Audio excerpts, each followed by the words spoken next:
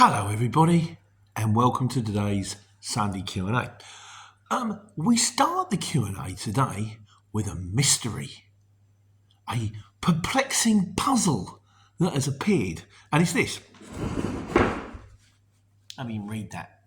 It says, beat the courier driver, truck driver and vlogger, that's me, and then it says, contemporary reference for the 18 to 24 year olds. Right, three things here. European 3, English 3.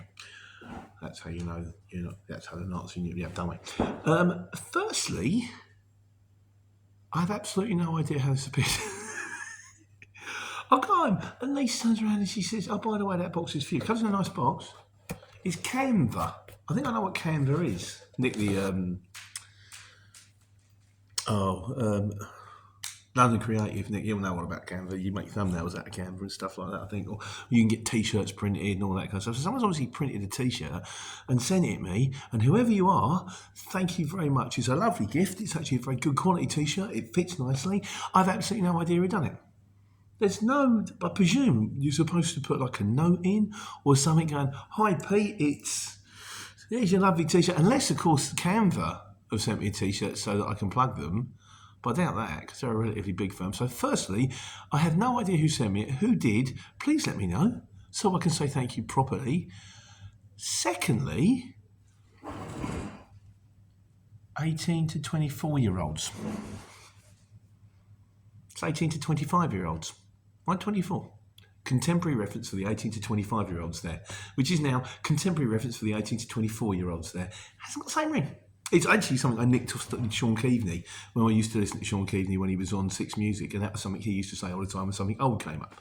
So it's not even original, like pretty much everything on the channel. But yeah, so that's number 2. English 2, European 2. European 2 is easier. English 2 can be rude. Also can be victorious. Number 3, why contemporary reference to the 18 to 24 year olds? Why not take care, take money? I mean, surely that's the one. Everything is, all of it, take care, take money. When I used to do the market trading videos, it was from Pete the man on the street, literally. And then somewhere along the line, it just changed into take care, take money. That's the catchphrase. The visual thing is me with my big glasses on in Corfu a long, long time ago, just after everything had gone from the maelstrom of my parents, which is the book, by the way, which now you can, I'll do you a little link, you can buy the book. It's on the website. Shall I Go On, Mum? It's great. I've actually sorted out the royalties now, so everyone buys it, I actually get some money. Yeah, so why not take care of it? So 3 things. Who sent it? Thank you, whoever did, it's lovely. Why contemporary reference to the 18 to 24 year olds? And why not take care, take money? Will we ever get to the bottom of this? It's a tricky one. So that was the first thing. Second thing, we got a bit of a small lad going on. My mate Ken, who I've known for a long time, it's kind of like a brother, he's selling his van. He has got a 70 plate long wheelbase Citroen Relay 35 L3H3 E-Prize BHDI S/S. Whatever that means. It's done 35,000 miles. It's got cruise control, speed limiter, DAB, sat nav, wireless. Ken's like this. He's absolutely pristine. He's sort of anal with, like, you know, his old van, his new van. He gutted, he had to sell his old van. It was 2004 VW box. Suited him perfectly, but because of the zone emissions charge, it was like a Euro 4 engine. It just cost me a fortune sending it out, but he had done everything, and the tiniest thing, he would get it done, like, you know, reversing camera, beeps, next base cameras, ply line, it's got things. So I think it's a short, a medium wheelbase, maybe a long wheelbase. I think it's a long wheelbase. So if anyone's interested, it ain't going to be cheap because it's a 70 plate, so it's relatively new, but stick something in the comments below and I can maybe get you in contact with Ken and we can go on moving his van. He's a mate, what are you going to do? So, right, so that's the introduction. This week's video was on cheaper fuel. Shane Hardy says, I can imagine you running your old market van on chippy oil. There was a guy up the road who used to run his old van on chip shop oil. He ran it for many years. I know, I never did. My vans, well, they were always diesel. Shirley, who was the first 7.5 tonne that I drove back in my 30s, she ran, I had the possibility, you could convert them to LPG. And the thing is, if you convert it to LPG, it costs like £1.5 grand to do it, which admittedly was a little bit more, but not a lot more, because I was making quite a bit of money back at the time. And everybody said, you get the money back in 3 months. But I just couldn't be bothered with the palaver and having to find LPG pumps. Maybe I should have done. And because ultimately she ended up getting a catalytic converter fitted. That was a few quid. That was about, it might have been 4 grand. I can't remember now. Might have been 1.5. But ultimately, eventually, was the demise of the trucks. As soon as a catalytic converter, when it put such a strain on the engine, maybe because I didn't get the filter cleaned as much as I should have done. Things weren't going quite so well at that point. So ultimately, one day I drove the truck to work and the radiator just went and exploded all over the windscreen. Which is why I've always said if I ever form a band, the first album would be called A Cat Killed My Shirley. Because a catalytic converter killed my truck, who should call Shirley. Either that or we'll buy you a new one, Mrs. McNulty, which is something that Ian Banks wrote in one of the books. Which one was that one? Can't remember. Anyway, Ian Banks, one of my favourite authors, he's great. Right, so Northumbrian Today says, back on topic. It said, I've ran older motors on different oils for years. 2.5 banana engine Smiley Transits, MK 1.9 UHD Bolingos. I reckon the newer engines would be trashed by doing this. I think he might have a point here, and if they're not, do you really want to take that risk? I remember a friend of mine running a 2.0 HDI Peugeot back in 2005 because he got the mix incorrect. Because he got the mix incorrect. Another thing. And if you're that kind of chemistry guy, brilliant. No, I'm not. Be careful, lads. It could be a costly mistake. Do your homework. Don't just bang it in the tank and hope for the best. Wrong way to go about it. Thanks for done it today. Just keep up with good content. Thank you. Did you send me the t-shirt? And finally, Paul Oldfield says it's all about tax. And he's right. Because the actual cost of probably buying the diesel in is a fraction. It might be 1/10 of what it actually gets sold for. But it's all about tax. And I remember this from my A-level in economics, which is very Mickey Mouse a long time ago. And there's two forms of goods. I think it's Joe European too. There's two forms of goods, which are elastic goods and inelastic goods. Elastic goods are ones where if you put the price up, demand falls massively, which is basically, say for example, you put the price of ham up from like £2 a packet to £20 a packet, people would just stop buying ham. I'd have beef, I'd have salmon, I might go vegetarian, that kind of thing.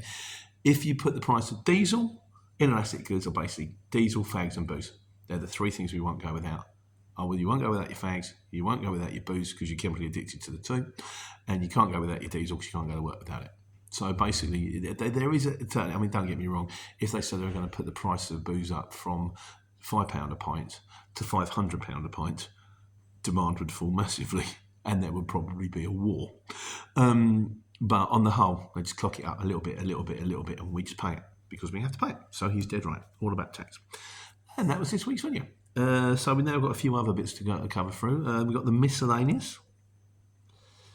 Leachy says, got a question about traffic management. So I suspect we've all been traffic in the A3 junction 10 on the M25. Now I think that's the one for Guildford. Why is lane 1 heading up to the junction? Why does it get so very congested? But why does it affect every other lane? I think I know the answer to this, but I think what happens is because you can't, some slip roads, and you get to know them after a while, people queue up to get off the slip road. But if you get to the end, where it gets to the end, the slip road goes into like 2 lanes. So the second you get to the end, some people turn left, some people turn right, but suddenly there's a space.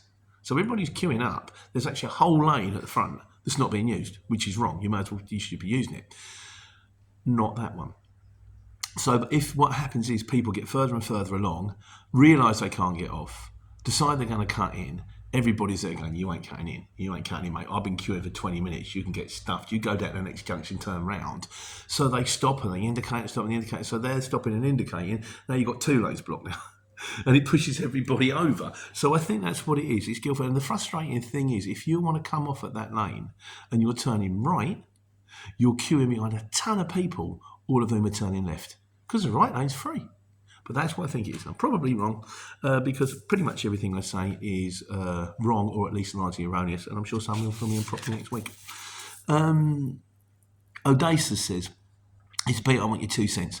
I've got the resources connections to be running an 18-tonne flatbed full-time for £600 day rate around London and the home counties. If I was to become an owner haulier and bought a 16 to 18 plate DAF flatbed, how much would I be looking for insurance? I've got to be honest with you, mate, when it comes down to insurance, it really is, there's too many imponderables. How old are you? How many points have you got? Where are you going to park it? My mate, boyfriend Dave, Molly's boyfriend, fiance. Didn't she sing Crazy in Love? No, that's not right. Fiance, October the 26th. So we're going to have the wedding here. We're going to put lights up. It's going to be great. He moved from Eaton Bray to Edlesborough, which is theoretically a nicer district. It's in Buckingham, which is posher and all this kind of stuff, and insurance went up. And he works in insurance, so he said, I don't understand it. So it's just so many imponderables. All I can think of, is there anybody out there that knows, is there a particularly cheap insurance broker who, if you're running a flatbed, I'm not sure what he's doing, if he's like recovery or just a flatbed, presumably, just staff. Maybe we could get back to Odessa and let him know. But to be honest with you, mate, I think it's really a matter of pick 3, ring them, get the best quote, and go with that. That's what I would do. Right, trucks. What's time? Time's that. Nick the Urban Trucker, he says yes. He says DAF, because we were talking about, I said, is DAF's actually a Dutch company? DAF is very much a Dutch company. The letters DAF come from Van Doen, they come from Doorns, Afghanowagen, Fabric, which is definitely how they pronounce it in Dutchland. And its headquarters is in Eindhoven, Holland, which also has a DAF museum. I visited about 7 years ago. Some of the DAF models are built here in the UK at the old Leyland factory in Lancashire. DAF is owned by an American giant, Packard, which also owns track manufacturers Kenworth and Peterbilt. That's the first time I've ever heard of Kenworth and Peterbilt. I'm sure they're massive trucks that run backwards and forwards across the states. Anyhow, thanks for the info. This week's miscellaneous. Another cat. There's a cat. I Lucy You. Shush. I'll feed you in a minute. I Lucy You says, I said about the idea of working for a small company. I'm not pulling the hours. I mean, I pull my average day now. I get up at 5:30. I get to work, that's 5 rather, it's got to make me fast. I get to work at 6:30. I normally leave the yard about 6:30. I normally get back to the yard. And if I get back to the yard early, I normally help out in the warehouse. So I leave the yard at 6:30. So I'm running a 12-hour day. And then I've got the hour commute home. 6:30, 7 o'clock sometimes at the warehouse. So my average day is I get up, I leave the house at 5:30 in the morning. I get home at 8. It's a long day, but here's what it is. He said, that's why you work for big companies on days. He says, I'm class 1. When starting my day, once calculated my run, if it's over 13 hours, I could decline it. And it would give it, I could give it to someone else. If I was unlucky due to traffic, my day wouldn't ever touch a 15-hour. So they plan a day. I don't think you should ever plan a day for 13 hours. I was always told to plan a day for 8 hours, because an 8-hour day can very quickly turn into a 10-hour day. I think that's to do with driving. That's more to do with driving time than day, to be honest with you. So you plan your day so you're driving for no more than 8 hours. But as it is, I tend to be a bit ad hoc, to be honest with you. I go, where are you? Okay, I'll get your job coming back. Or you're having a night out tonight, that kind of thing. My point is, stay away from, this is back to I Lucy You. My point is, stay away from small companies. They have you doing the most. They do have me doing the most. They pay me for it. Fair trade is no robbery. That kind of thing. Google Mail says, this is to do with what's the best van to buy. And I said, vans are just like, you've got to bear in mind, van is a shell. You check the chassis, check the wheels. Everyone's obsessed with tyres. Good tyres all round. Tyres aren't that dear. A truck tyre fitted, worst case scenario, you're looking, well, I'll say worst case scenario, what, 450 quid, 500 quid? New engine, 8 grand, kind of, or new clutch, the turbo's gone, that's £2,500. The clutch is gone, that's £2,500, but you need new tyres. Don't get it. So just check it out, and then you just look at the paperwork and just hope for the best, don't you, really? That's probably wrong. Wise words. He says, a van that has the newest major moving parts. I'm looking to get a van that immediately thought transit, but I've heard horror stories about their wet timing belt. What dunce thought of that little number? Ford service department, I imagine. Anybody know anything about a wet timing belt? I have no idea what he's talking about. I'm sure. Why would a timing belt be wet? I almost prefer chains. I know with the Sprinters had timing chains, and the Crafters had belts, and I think the chains better because it's less like a snap. That's probably wrong too. Mileage, he said, I find a lot hard to believe. So a van with a fistful of bills and tales of woes sounds like a good place to start. So thanks, mate. It's a lottery. Even if you buy a brand new van, it's a lottery. I know one of the firms at the top of the road had like a relatively new DAF, like 2 years old. They had like a dashboard like Christmas trees. They couldn't get the lights off, and they kept taking it to DAF. It was there for 2 weeks. It came out. Yeah, we fixed it. Drove it for 20 minutes down the road, and the light came back on again. So what is wrong with this vehicle? And even DAF didn't know. So. And then finally this week we got one from Heavens to Murgatroyd. That's snaggle, isn't it? Heavens to Murgatroyd. It's not as good as my own rat impression. Hello rat fans. He was on because we did a video about, there you go, about how to speak money in Cockney. And he says, Urton, tenner. Pavarotti, tenner. Deep sea diver, fiver. Nifty 50, a bag of sand, grand. Now I've heard of all of these. I've heard of deep sea diver. We'd use that one, or a lady. Nifty 50 is kind of. I love it. I use a McGarrett. 50 is a McGarrett. You work it out.